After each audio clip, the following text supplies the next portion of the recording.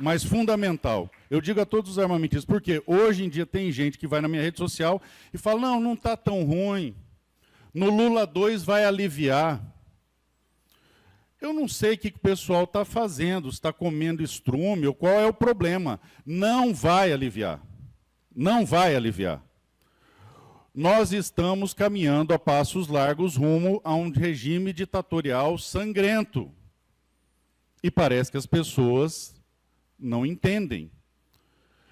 Todas as dificuldades do segmento, todas são de propósito, têm método. Eles estão o tempo todo tentando fazer o desarmamento absoluto no Brasil, o tempo todo, sem exceção, todos os dias. E isso é algo que me incomoda muito na direita, porque nós permitimos que andem entre nós desarmamentistas. Os esquerdistas não, todos são desarmamentistas sem exceção. Por quê? O objetivo principal deles é impor uma ditadura e o último degrau antes de uma ditadura é o desarmamento absoluto da população. É condição sine qua non, é condição sem a qual não ocorre a implantação de uma ditadura sem desarmar toda a população. Então, todos os esquerdistas, sem exceção, são desarmamentistas e lutam por isso de forma árdua e regular. Agora, nós permitimos que entre a direita transitem candidatos que são a favor do desarmamento. Isso é inadmissível. Isso é impensável. Porque você não permitir que um pai de família possa defender a vida do seu filho é o que há de mais vergonhoso e antinatural no mundo. Ah, mas e os cristãos? Quem que falou que o cristão defende a vida? Veja o que falou aqui em cima. Eu não lembro quem que é. Nós não defendemos, assim que eu vou parafrasear Tolkien, eu não admiro a armadura pelo seu brilho, a flecha pela sua agudeza ou o guerreiro pela sua bravura. Eu admiro aquilo que eles defendem. A arma nada mais é do que um objeto. Eu admiro o que ela defende. A vida, a família, o direito de propriedade e, principalmente, a liberdade, que é o que as pessoas se esqueceram. Então, meus amigos, nós estamos durante um governo que quer a nossa aniquilação total e absoluta, que quer o nosso desarmamento total e absoluto. Nós estamos diante de uma realidade que ontem invadiram várias fazendas no meu estado e a polícia simplesmente disse que só iria no outro dia. E são as mesmas pessoas que são proibidas de comprar uma arma de fogo. São as mesmas pessoas que são proibidas de poder se defender. E ainda que estivesse na zona urbana, a polícia não vai chegar. Inclusive o STF já decidiu que a segurança pública não responde pela sua segurança individual. E eles impedem você de se defender. Só alcança água para mim, Darcy, por favor. Então, pelo amor de Deus, acordem para entender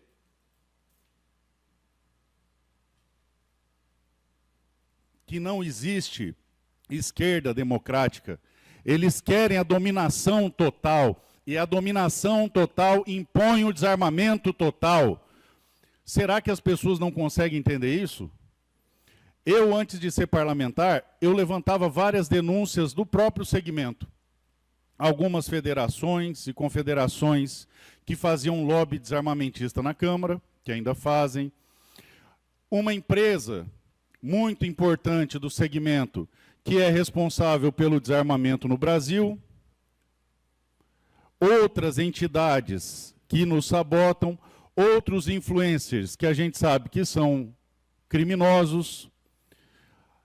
Por que que de 2022, desde que abriu a urna no segundo turno, eu não falei mais nada? Porque por mais grave que sejam essas situações, é menos pior do que o que a gente está vivendo hoje. Então, se nós dissiparmos atirando dentro da trincheira, fazer uma depuração, vamos procurar o armamentista de verdade. Então, todo aquele que não for o armamentista de verdade, nós vamos esculhambar. Não vai sobrar ninguém para nos defender. Repito, não tem uma manifestação minha contra nenhum desses desde que acabou as eleições de 22, porque ali eu sabia o que vinha pela frente e ainda não acabou. Eu só vou descansar sabendo que o confisco não aconteceu 31 de dezembro de 2026, depois que o Flávio ganhar em outubro. Porque é isso que eles querem. É isso que eles querem. Então entendam, nós estamos vivendo um governo totalitário e totalmente desarmamentista. Tá? Ouvi ali alguém que veio me comentar, nossa, são tão poucos os que defendem o armamento no Brasil, porque tem a questão da doutrinação, então não sei o quê. Vocês sabem por que são tão poucos? Porque não é atrativo. Não é atrativo porque, primeiro, existe um preconceito muito grande. Segundo, converte muito pouco voto, porque a gente é uma panelinha, é muito pouca gente. E terceiro, quando você tenta ajudar, vem os grandes detentores do saber da internet e descasca o cara e arrebenta ele na internet e não se dá o trabalho nem de ligar para falar nada. Nada. Eu, desde que tomei posse, eu falo, me mandem sugestões. Hoje, até hoje, eu recebi 3, foram muitas. E todas eu já fiz. Todas. Só que o pessoal quer derreter na internet. Então, acordem. O governo atual quer o desarmamento absoluto. E foi por essa razão que eu me tornei parlamentar. Essa foi a razão em específico que eu me tornei parlamentar. Impedir o confisco absoluto, que foi falado na pré-campanha e na campanha que seria feito. E a primeira minuta que veio do decreto, veio com confisco absoluto. Tá? E ela vazou e quem acompanhava viu. E, misteriosamente, todo mundo esqueceu disso aí. Então, nós já estamos na segunda parte do que eu tenho para falar. Por que eu me tornei deputado e o que eu faço no meu mandato? Antes mesmo de tomar posse, encerrado o segundo turno, eu fui para Brasília e todos os dias busquei acesso ao governo de transição quando eu consegui essa minuta. E graças a uma janta que nós tivemos, organizada pelo senador Lucas Barreto, na casa dele, com o Arthur Lira, não teve confisco no Brasil, mudou o decreto. Quem impediu, por mais problemas que a direita tenha com o Arthur Lira, não tomaram todas as armas e não fecharam todos os clubes, porque o Arthur Lira bateu o pé e não deixou. Tá? Então ele pode ter todo o defeito do mundo, mas isso aí, ele era o cara que estava no lugar certo e com poder para fazer isso, e fez. Mas, segunda-feira, dia 1º, Lula fez aquele decreto. No dia 2, todo mundo já tinha esquecido que a gente ia sofrer o confisco absoluto de tudo. Posteriormente, o decreto ainda mais pesado, ainda mais difícil, nós passamos meses lutando. E ainda no primeiro semestre eu consegui levar à votação um PDL que derrubava todo o decreto do Lula. Todo. Fiz um vídeo falando, gente, por favor, mobilizem-se, mobilizem-se. Ao que os especialistas de internet começaram a falar, não, ele está fazendo alarde, o jogo já está jogado, ele só quer fazer alarde. Ninguém apoiou. Sabe o que aconteceu? Perdemos por 3 votos. Perdemos por 3 votos. E tudo aquilo que a gente faz em absoluto, sempre tem alguém que vai falar que não adianta ou que é cenoura de burro. Eu falo, ótimo. Eu nunca tive acesso a nenhum deputado como eu dou acesso hoje para todo mundo. Qual que é a sugestão de vocês? Qual que é a dúvida de vocês? Nada. É só tacar pedra, é só bater. E sabe o que é o mais engraçado? Quando eles falam que nós não atuamos na pauta de armas, porque se ela passar, o discurso acaba, eles utilizam, Darcio, como exemplo, o deputado do divórcio. E falam que o deputado do divórcio, depois que acabou o divórcio, ele caiu no ostracismo e sumiu. Aí um dia no aeroporto, eu indo para o Rio de Janeiro, eu peguei um avião com a filha do deputado do divórcio. E fui perguntar para ela, para a Laura Carneiro, qual que era a história, porque no setor armamentista sempre usavam isso aí. Aí eu fiquei sabendo que o deputado do divórcio, depois que o divórcio passou, se tornou senador do divórcio, foi reeleito, hoje é nome de rua, nome de ponte, e a filha dele é deputada até hoje lá comigo. Então você vê que as pessoas... A mais corajosa é a CPI do narcotráfico. Os caras não têm nem criatividade para inventar um exemplo.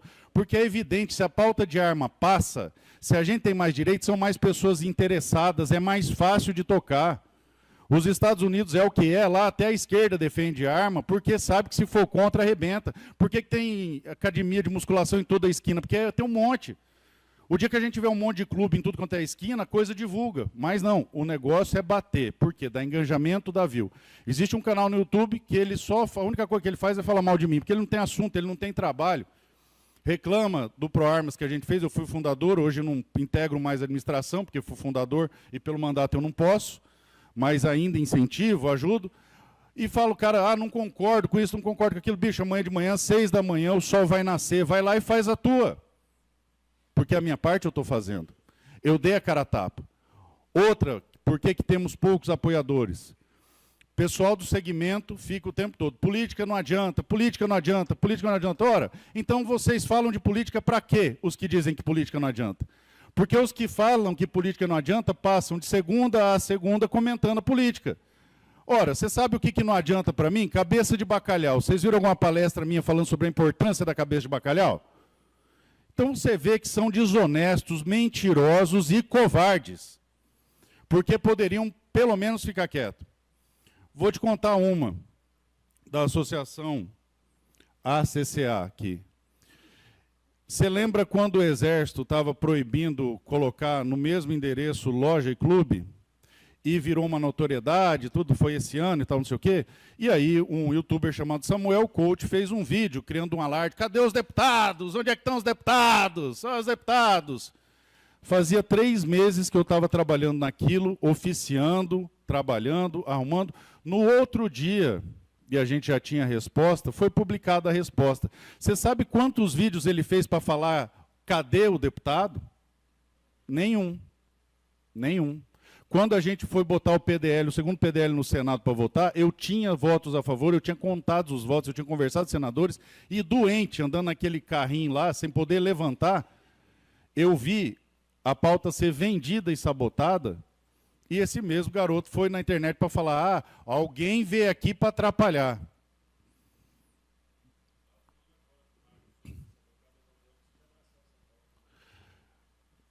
Já explico por quê. Então, nós precisamos primeiro parar de se autodestruir. Porque ninguém quer mais ajudar. Porque a Marussa, que é do agro, que não deve um voto para a categoria, pegou para tentar resolver um negócio da caça no Exército, distorcer o que ela fez e comer ela no pau na internet. Nunca mais ela faz nada de arma. Você sabe o que os deputados me falam hoje lá na Câmara? Polon, a gente até vota com você, mas ele não quer se envolver, não, porque seu pessoal é muito difícil. Tá? E todos os dias, dia sim, dia também, falam que eu abandonei a pauta, eu não faço pauta. Sabe por quê? Porque eu tinha 2 opções. Ou eu continuava com o engajamento do meu YouTube, que estava muito bom, obrigado, ou eu ficava quieto. E cuidava da vida das pessoas. Eu mantive silêncio. Porque se eu fizer alarde do que eu estou fazendo, não vai andar. No 4119, que era um projeto que prejudicava muito a vida da gente, eu consegui uma solução que resolveria o problema de todas as pessoas que querem armas no Brasil, todas. Eu ia restringir o Estatuto de Desarmamento a bandido. Fiquei quieto, coloquei lá uma emenda, ia passar até que um colega, que eu não vou nominar, ao contrário dele, que faz questão de me nominar, fez um vídeo dizendo, consegui, tive uma ideia, vou resolver tudo. Aí, dentro do Ministério da Justiça, tem uma moça que é a CEO do Instituto Igarapé, que entende disso aqui, fez uma ligação e pum, cortou. Sabe o que é pior? Eu passei 6 meses, todos os dias na Câmara, evitando sozinho que isso aí fosse votado. Sozinho. E aí eu fazia vídeos pedindo ajuda, essas pessoas falavam, não, é alarde, é escândalo. Pois é, um dia que eu tive um problema de saúde, me ausentei e votei pelo Infoleg, pelo aplicativo, adivinha o que aconteceu? Pautou, votou e passou. Então eu trouxe isso aqui para vocês, para mostrar por que toda a esquerda, todas as ONGs de esquerda, toda a imprensa de esquerda dizem que não é que eu sou o parlamentar que mais trata desse assunto, eu sou o parlamentar na história do Brasil que mais atuou nesse assunto, seja nas manifestações, seja no trabalho de bastidor, seja em proposição legislativa. Aqui estão 5 volumes de requerimentos, ofícios, solicitações, projetos de lei, e o 6º está para sair. Todas as coisas, inclusive essa aqui, a gente já provocou. Tudo. Ah, Polon, mas você não fala. Por quê? Porque quando nós enviamos um ofício dizendo que o CR não tinha prazo na lei, se nós tivéssemos feito alarde, eles tinham mudado. E aí a Polícia Federal alterou e disse ainda que foi a nosso pedido. Todo mundo já esqueceu. Quando o CIMAF parou de emitir a guia do CIMAF, nós construímos junto com Aqui Tem Javali, com o Rafael Salerno, com a CNA, com a FPA, e reestabelecemos a autorização de caça no Brasil. Todo mundo já esqueceu. Quando os CRAFs iam vencer todos no meio desse ano, eu estou há mais de 2 anos explicando para eles que tem que ser jogado para frente, porque não tem como, todo mundo já esqueceu. Nós conseguimos agora que ficasse escalonado em 12 grupos por aniversário, dentre os quais 8 estão para o ano que vem, e nós estamos trabalhando para jogar os 4 desse ano para o ano que vem também, e todo mundo já esqueceu. Inclusive o próprio ministro da Justiça reconheceu isso e disse que está trabalhando para jogar tudo para o ano que vem. Então esse aqui é o bastidor que não existe. Esse aqui é o trabalho que não foi feito. E vocês sabem o que é o mais absurdo? É ver gente que estava comigo lá atrás e viu o Darcio eu tirar do caixa do meu escritório de advocacia mais de R$1,5 milhão do meu escritório de advocacia para bancar a criação do ProArmas, que sabe que a AMPA é uma associação sem fins lucrativos de adesão gratuita e sabe que o ProArmas Cursos e Eventos é uma empresa onde o único sócio e dono sou eu e que eu deixaria disponível uma plataforma de curso igual o Eduardo Bolsonaro tem, igual o Nicolas tem, igual todo mundo tem. Pessoas que viram isso lá atrás, eu sempre deixei isso claro, falar que eu desviei dinheiro do ProArmas, sendo que o ProArmas tem caixa zero e a empresa que vende curso, evento e pacote de serviço, eu sou o único sócio. Então eu desviei dinheiro de mim. É só isso que eles têm contra mim. Não é gente é gente que inclusive hoje está dentro do PL. Não é fogo amigo. Isso aí não é amigo nem dele. Então, meus amigos, aqui tem 3 anos de atividade parlamentar.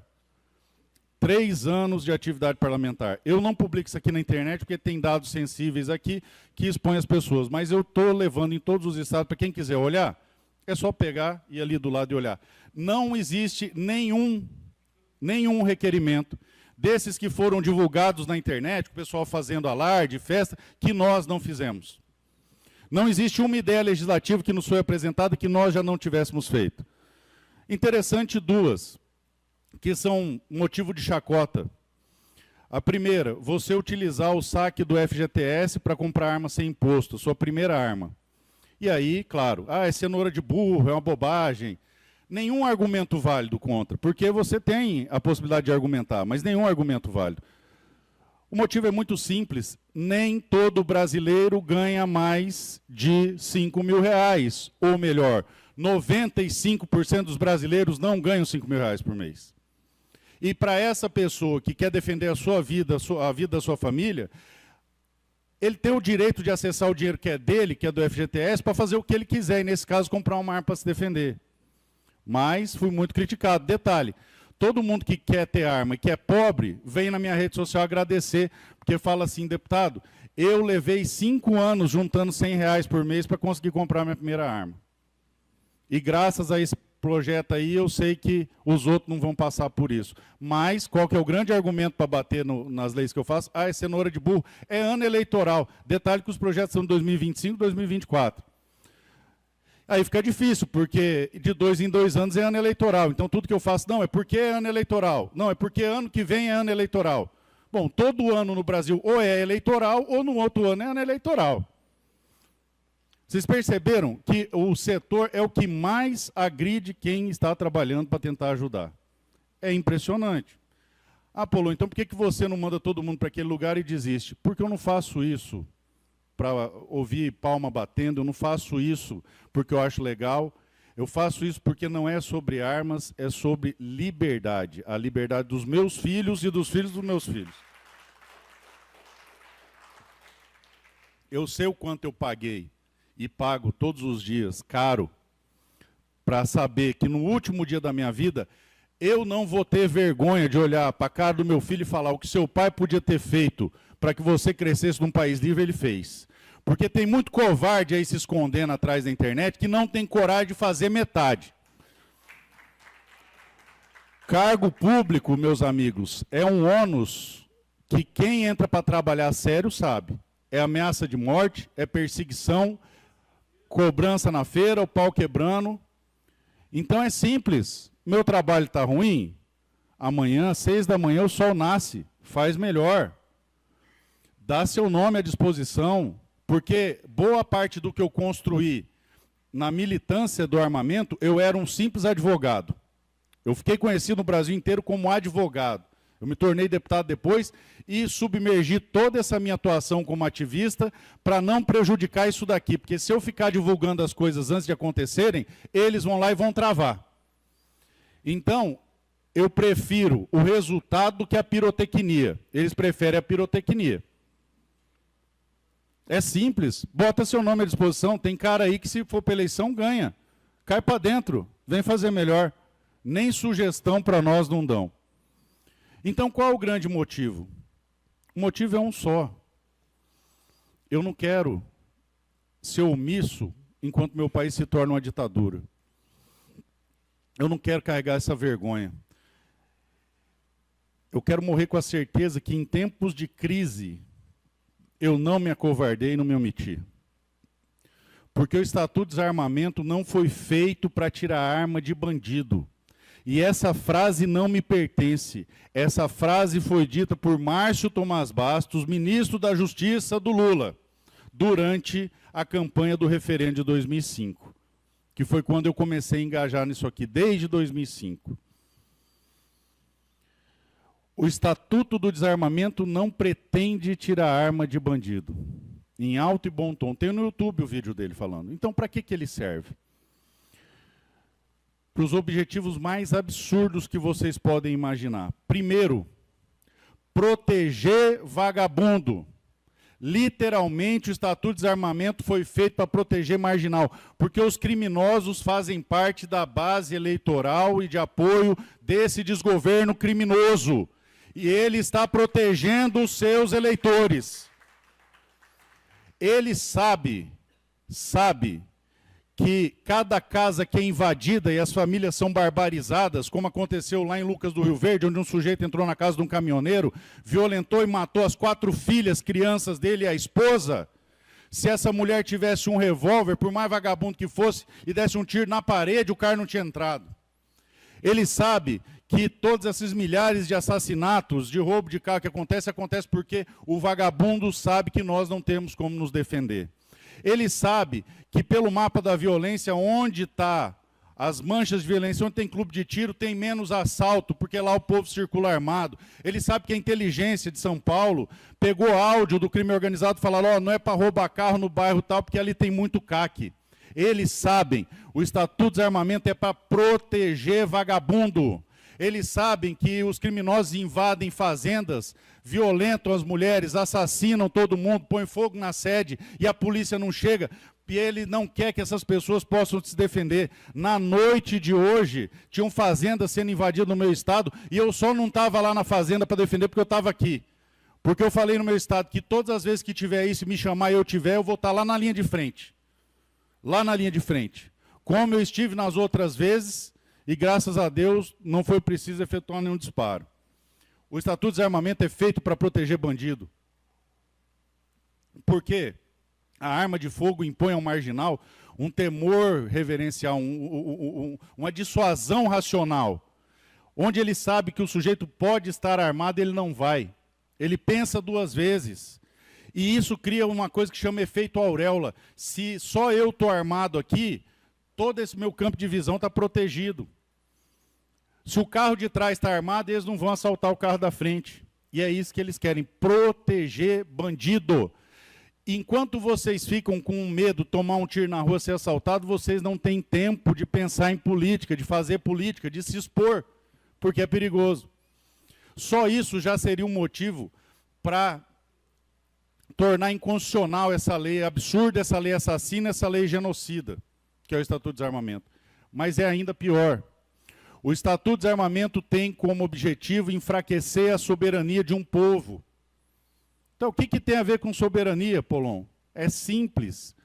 Os comunistas são internacionalistas.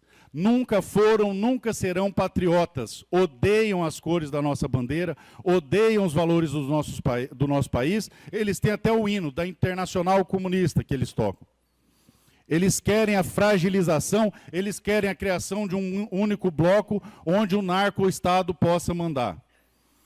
Mas por que o desarmamento afeta a soberania, Polon? É simples. Tenta invadir o Texas. Só tenta. No Texas, um moleque de 12 anos ganhou uma R-15 para caçar esquilo. Lá no Texas, atrás de cada moita, cada arbusto, cada árvore, cada barranco, tem um caipira igual eu, que eu sou caipira, eu sou do interior do Brasil, que atira de fuzil desde os 10 anos de idade. Então só tenta. Todas as nações, quando estão precisando se defender, armam o povo. A própria Ucrânia, que até pouco tempo atrás desarmava a população, estava distribuindo arma para o povo lutar. Cuba, que desarmou a sua população, estava distribuindo arma, porque acha que vai ter que lutar. Porque um povo armado consegue se defender de nações invasoras, consegue impor a defesa do seu território.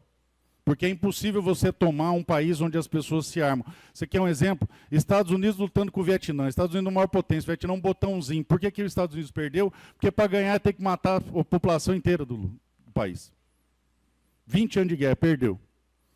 Então, o desarmamento faz parte da fragilização das fronteiras, para os narcos ditadores poderem entrar aqui com tranquilidade.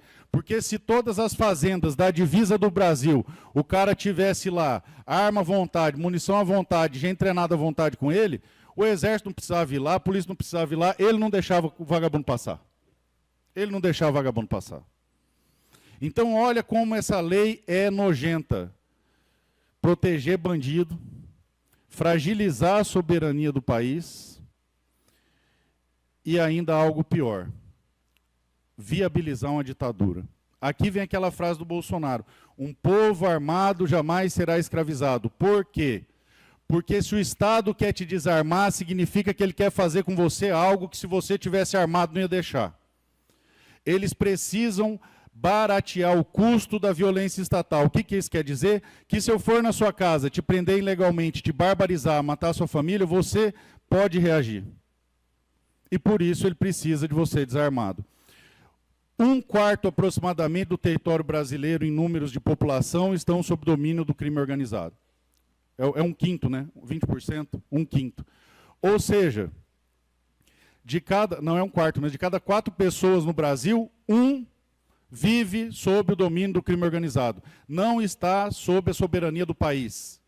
Eles falam em soberania, que soberania é essa onde mais de 25 milhões de pessoas estão sob o domínio do crime organizado. 25 não, 50, porque são 200, né? Mais de 50 milhões de pessoas.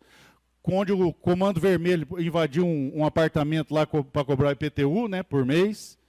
Cobra o gás, cobra a luz, cobra o troço, ocupou o espaço do Estado. Por que o Estado não vai lá e retoma o seu território? Porque eles têm armas. Igual o Enéas falava, por que em vez de roubar você, o drogado não rouba o traficante? Porque o traficante está armado. Então tem método, eles sabem que um povo armado não vai permitir ser transformado numa ditadura. Por isso a segunda emenda assegura a proteção dos americanos contra o Estado. A função da segunda emenda é basicamente proteger a primeira, que é a liberdade de expressão, e proteger as pessoas do Estado totalitário. A legítima defesa é consequência dessa proteção. E isso o brasileiro não consegue entender, porque o brasileiro acha que o Estado é um benfeitor, é um pai, é o cara que vai te ajudar. E não vai. Ele vai te roubar e te subjugar. Ah, Polon, mas você está dizendo então que a gente vai usar arma para se levantar? Não. A gente vai usar arma para se defender. Para defender a nossa casa, a nossa vida, o nosso patrimônio, a nossa propriedade e a nossa liberdade. Só esses 3 motivos já deveriam ser o suficiente para ninguém dormir mais. Revoltado. Revoltado. Mas existe um quarto que é ainda pior, que todos esses.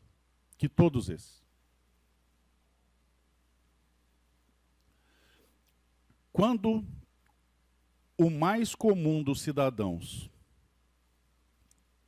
toca naquele objeto frio de metal, que eu vou ilustrar com esse papel aqui, pela primeira vez, e toma consciência que a primeira linha de defesa da sua vida, da sua família, do seu patrimônio, não é o telefone, não é a força policial que tem a obrigação de fazer a segurança pública, mas é ele, enquanto homem, pai de família, ou a mulher, para evitar que seja violentada, para proteger sua prole, para proteger a sua casa, essa pessoa sofre uma mudança irreversível. Quando ela toca naquele objeto frio de metal, ela entende que ela tem que reagir. Porque o maior crime que o Estatuto de Desarmamento cometeu na cabeça dos brasileiros foi incutir no coração das pessoas o não reaja, não reaja, não reaja, como um mantra, não reaja, não reaja, a ponto de criminalizar a vítima. Tomou um tiro porque reagiu, mentira. Tomou um tiro porque esboçou reação, mentira. E assim eles criam esse mantra, não reaja, não reaja, não reaja, e aí o sujeito fica condicionado a não reagir. E se torna uma ovelha, que pode ser conduzida do jeito que eles quiserem. E aí o crime te ataca e você não reage. Os políticos roubam e você não reage. O Estado não te entrega o mínimo e você não reage. Uma corte usurpa poder e destrói a democracia do Brasil e você não reage, porque você foi ensinado e condicionado a não reagir. E quando eu digo reação, não é armada, é reação moral, reação intelectual, reação verbal, que pelo menos você expresse a sua indignação, coisa que não está sendo tolhida.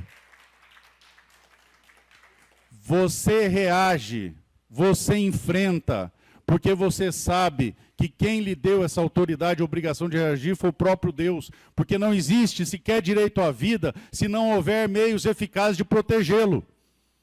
Simples assim. E no Brasil a legítima defesa sequer é uma garantia constitucional, é um mero excludente de ilicitude. Olha o absurdo. Mas nós somos signatários do Pacto de São José da Costa Rica, que reconhece o direito à legítima defesa e nem assim é respeitado. E é por isso que a situação está do jeito que está. É por isso que eles louvam tanto o desarmamento, porque o desarmamento entrega para eles um grande pacote. Protege a sua base eleitoral de criminosos, protege um Estado totalitário, tira de você o direito de se defender, tira de você a possibilidade de defender a soberania do seu país, te entrega numa bandeja e incute no seu coração o espírito de vítima de quem não reage, de quem não tem coragem, de quem se submete a todo e qualquer abuso. É esse o grande mal do desarmamento.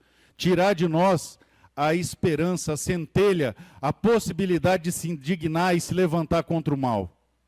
É contra isso que a gente luta. E é por isso que não é sobre armas essa discussão, é sobre liberdade.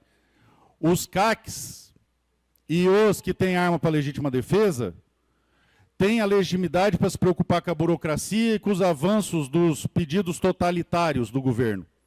No entanto, quando nós estamos lá gritando por anistia e justiça e a liberdade de inocentes que foram presos porque falaram, deveriam ser os primeiros a se levantar junto, porque sabem que é por liberdade que a gente luta. E que esse instrumento frio de metal nada mais é do que a materialização de um equipamento que protege a sua vida e a sua liberdade. Em algum momento se esqueceram disso. Em algum momento se perderam.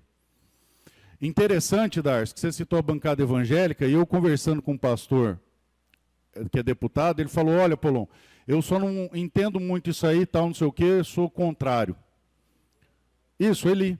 Falei, Eli, o cristão, ele não tem o direito de ter arma. É, eu entendo isso. Eu falei, exatamente. Ele tem a obrigação. Ele é obrigado. Como assim? Falei, meu amigo, o pater família, ele é, por ordenação divina, sacerdote, profeta e rei dentro da sua casa. Ele tem a obrigação de dentro da sua casa cultivar a palavra, pregar, de profetizar, mas principalmente de defender como um rei defende o seu castelo. O que você acha que aconteceria com Davi se quando Deus mandou ele se levantar contra Golias, ele falar, eu sou pacifista, eu prefiro morrer do que tirar uma vida. Ele não seria rei. Então você, pai de família, por mais cristão que você seja, você não tem o direito de, durante uma agressão injusta, falar, não, eu prefiro morrer porque eu sou cristão. Não, você tem a obrigação lhe dada por Deus de defender a sua casa, a sua esposa, os seus filhos. É obrigação. Porque um cristão ele não deseja a morte de ninguém, muito pelo contrário. Ele deseja que a agressão injusta pare. E se eventualmente for necessário que eu utilize algum meio letal para isso acontecer, eu vou utilizar porque eu sou obrigado a defender a minha casa, a vida dos meus filhos e a minha vida. Mas, como cristão, vou orar para que antes do sujeito cerrar os olhos pela última vez, se arrependa dos seus pecados, aceite nosso Senhor Jesus Cristo e encontre com Deus do outro lado.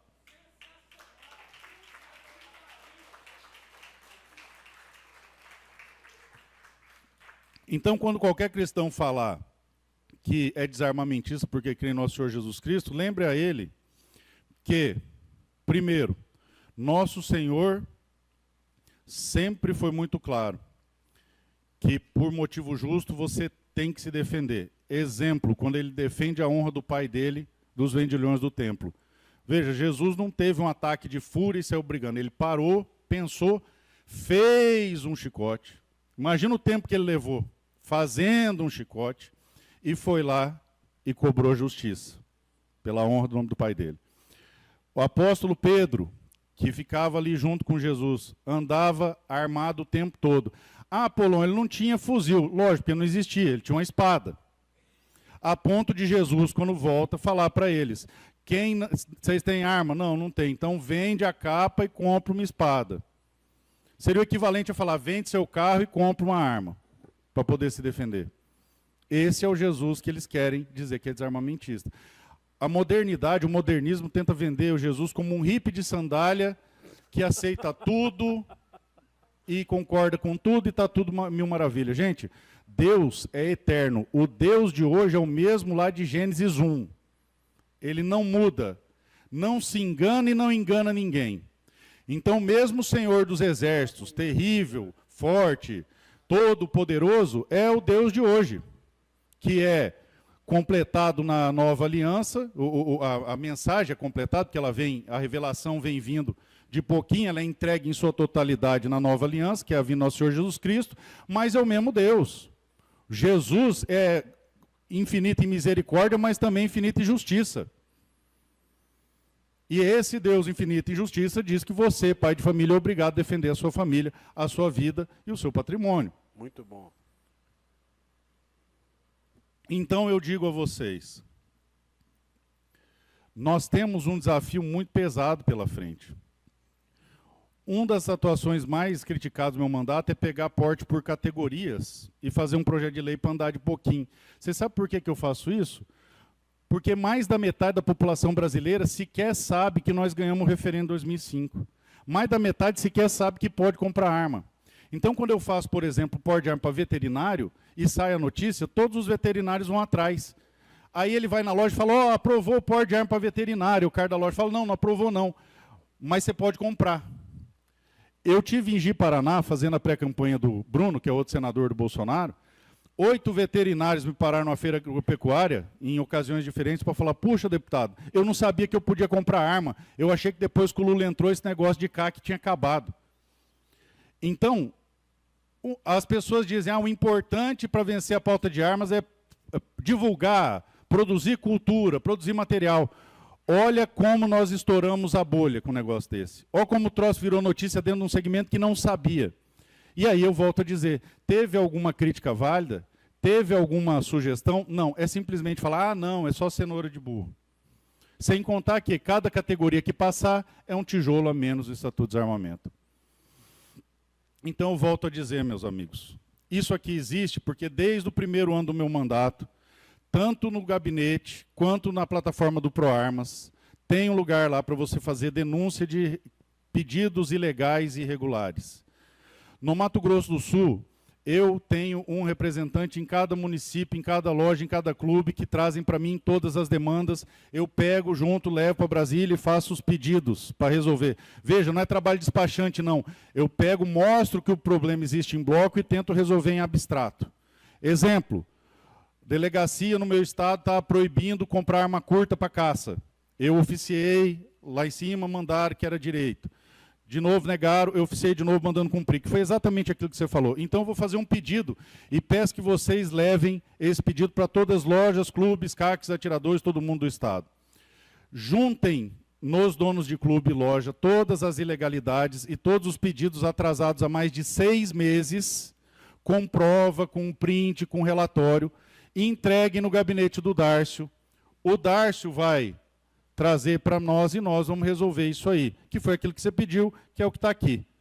Nós já fazemos isso, nós só não divulgamos, e aí eu peço que vocês divulguem o nosso trabalho, conheçam o trabalho do ProArmas, quem não conhece, quem quiser aderir à AMPA, que é gratuito, fique à vontade, quem quiser assinar a plataforma, fique à vontade, que acaba ajudando direto ou indiretamente o nosso trabalho, mas entendam de uma vez por todas, ainda que nós chegássemos a viver no estado utópico, onde não precisa de polícia, onde não precisa de nada, onde ninguém faz mais nada, onde o leão, em vez de comer carne, pasta, ainda assim você deveria ter a sua arma de fogo, porque o diabo não dorme.